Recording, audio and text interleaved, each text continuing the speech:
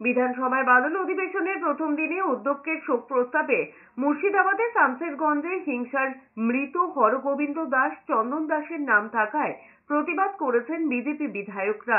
BJP পরিষদীয় দল বিধানসভার বাইরে বি.আর. আম্বেদকরের মূর্তির নিচে নীরবতা পালন করেছেন। আম্বেদকরের মূর্তির নিচেই আলাদা শোক প্রস্তাব পাঠ করেছেন বিজেপি বিধায়করা। বিধানসভায় বিজেপি পরিষদীয় দলের মুখ্য সচেতক শঙ্কর ঘোষ বলেছেন, বিধানসভায় যে শোক প্রস্তাব গৃহীত হয়েছে তাতে প্রয়াত বিধায়কদের নাম থাকলেও নাম নেই পিতা পুত্র হরগোবিন্দ দাস, চন্দন দাসের। বিজেপি মনে করে এই সময়কালে মালদা, মুর্শিদাবাদে যেভাবে ধর্মীয় কারণে মানুষজন আক্রান্ত হয়েছেন, পুলিশকে নিষ্ক্রিয় করে রেখে ভাঙচুর, লুটপাট করা হয়েছে, হরগোবিন্দ দাস, চন্দন দাসকে কুপিয়ে খুন করা হয়েছে, তারই প্রতিবাদ জানিয়েছেন বিজেপির পরিষদীয় দল।